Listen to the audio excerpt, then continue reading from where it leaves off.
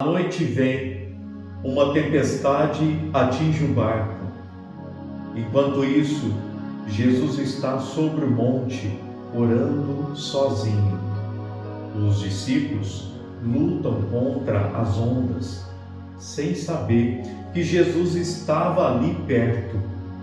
E vendo então a luta deles, sabendo que eles eram fracos, muito fracos na fé, Jesus faz o quê? Jesus vai ao encontro deles, caminhando sobre as águas.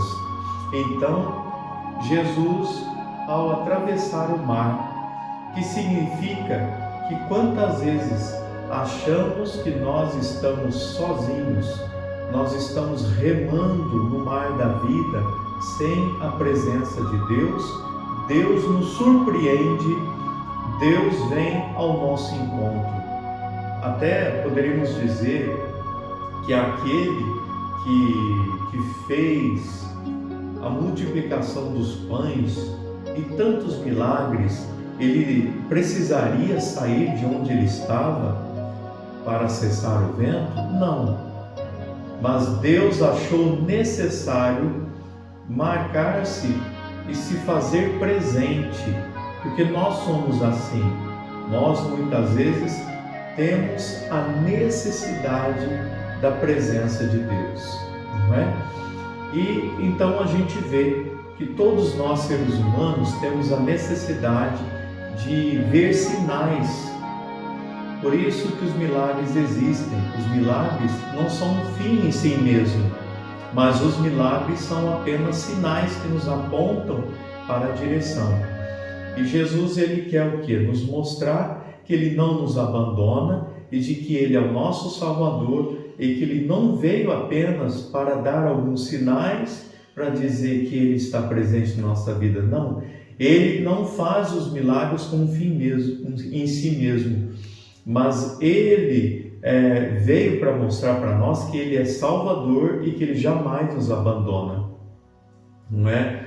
Que muitas vezes esses sinais são aquelas pequenas graças que nós alcançamos, cura de alguma enfermidade ou aquele emprego que estávamos à procura, são pequenos sinais que mostram que Deus está ali, junto de nós, não é? Então os discípulos o veem e ficam ainda mais apavorados. As pessoas muitas vezes, elas temem encontrar-se com Deus, temem encontrar-se com Jesus.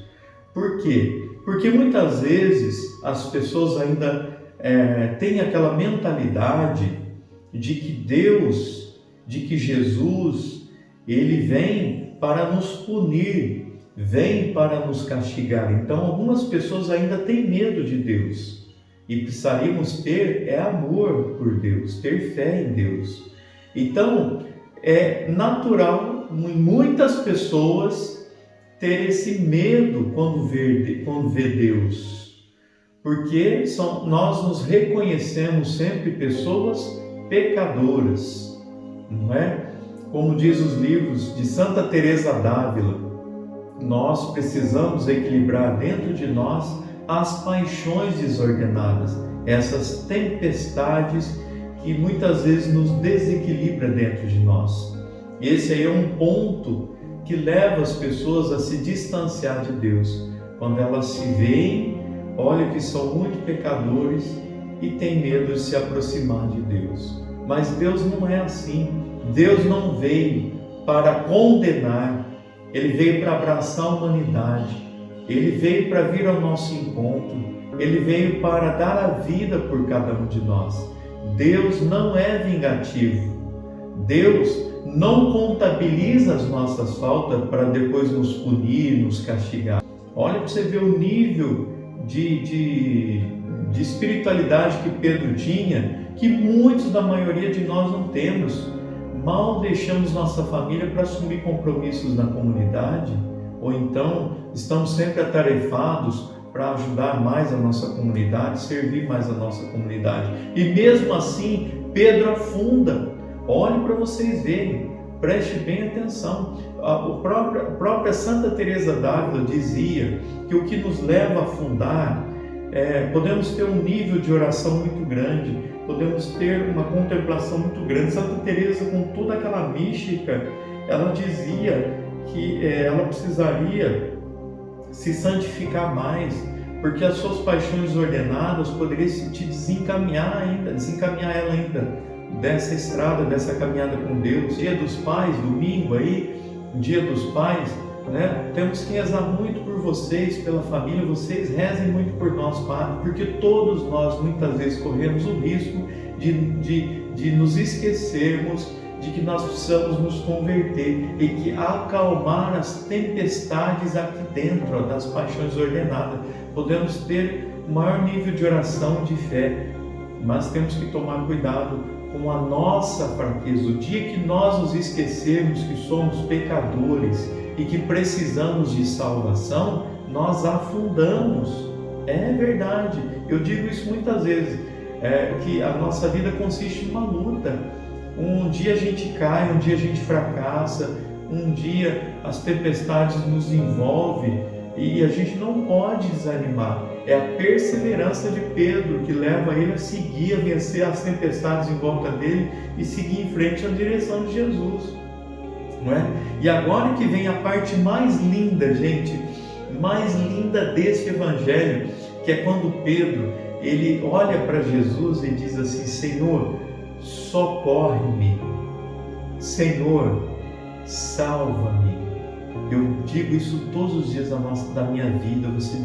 Você também, acredito eu, quando você olha para Jesus e olha para a tua miséria, olha para os nossos fracassos, para os nossos pecados, como dizia eu há pouco agora, quando nós nos esquecemos que somos pecadores e que estamos na igreja para nos converter. Parar de ir à igreja apenas para buscar sinais. Sinais não te dão conversão, sinais não te dão o céu. Apenas ir à igreja para buscar milagres ou graças, isso não te dá o céu. Mas esse momento em que, quando muitas vezes o mar da vida parece nos engolir, a gente vai à igreja para dizer: Senhor, salva-me, salva esse pobre pecador, frágil. É bonito que quando Pedro diz salva-me, na verdade ele está se reconhecendo culpado e merecedor da morte, merecedor da condenação, porque nós somos pecadores. E aí o que acontece? Aí que vem a grande beleza do Evangelho de hoje, né? Quando nós reconhecemos que nós precisamos sempre estar confessando os nossos pecados, procure um padre, a graça começa a agir.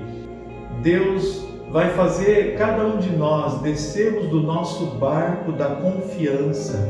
Deus vai restabelecer a sua confiança.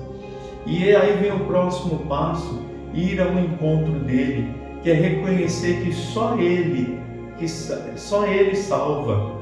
Ir ao encontro de Jesus significa que eu preciso ir ao encontro dele, porque sem Ele eu não chego, eu não me salvo, eu naufrago, eu morro nesse mar da vida e não vou para o céu.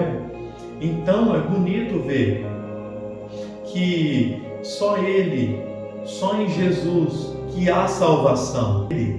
Olha que bonito, essa é a parte mais linda do Evangelho de hoje. Todos nós somos justificados pela graça de Deus. Então é bonito saber que foi pela morte de cruz que Jesus saldou a nossa dívida e nós somos justificados pela graça de Deus. Pedro, então, ele perde totalmente o medo de Jesus. E é isso que deve acontecer, precisa acontecer conosco. Quando de verdade reconhecer nossos pecados e ver que Deus, Ele não está ali para nos afundar mais, nos condenar mais, mas é possível agora caminhar sem medo com Deus, pelo poder dele amoroso que nos salva, e pedir o Espírito Santo, porque sem o Espírito Santo a gente não vai longe. É o Espírito Santo que nos conduz na direção dele. Agilidades, como Pedro, que sentiu as mãos firmes quando ele disse: socorro, salva-me. Aquelas mãos firmes e amorosas que segurou Pedro também te segura e me segura. É essa segurança que nós temos agora, que nos dá paz e nos dá tranquilidade, que é a certeza de que temos um Deus que, apesar de nossos pecados, Ele nos segura no mar da vida, e que todos nós, com toda a fragilidade que nós temos, confessando sempre os nossos pecados, um dia estaremos com Ele na glória de Deus Pai. Por isso, segura na mão de Deus, confie como Pedro confiou nesta barca da vida, que é a igreja. Tudo é calmaria, tudo é paz. Repare bem que quando eles sobem na barca, tudo se tranquiliza. Então, meu irmão, você que ainda acha que ainda não precisa da igreja para você ter paz e tranquilidade, você está enganado. E você que acha que porque está na igreja e que também não precisa se converter, ou você que nunca foi a uma igreja e fica olhando as pessoas da igreja que erram, que cometem erro e diz assim: ah lá, por isso que eu não vou na igreja, os da igreja são os maiores pecadores. Você também é, meu querido, eu sou, todos nós somos. A diferença é de quem está dentro da barca se salva, e quem está aí fora desdenhando quem está dentro se perde, porque sem Jesus não há salvação. Se você não aprender a adorar o Senhor, a segurar nas mãos dele, você vai deixar as ondas do mar agitar a sua vida, enquanto nós estaremos com todos os nossos pecados e fragilidades seguros pelas mãos de Deus, porque é um Deus que nos ama. Repare bem que no finalzinho do Evangelho, os discípulos adoram o Senhor. E você adora o Senhor? Olha, em todos os lugares que eu já passei, em várias igrejas que eu já percorri, é um mínimo de pessoas que vão a uma adoração do Santíssimo. Quando a gente promove a adoração de Jesus na igreja, pouquíssima gente vai. Mas quando tem uma missa de cura e libertação, missa de sinais, lotam. Então eu fico triste, porque resume que as pessoas estão somente atrás dos sinais e não da salvação. Duas partes.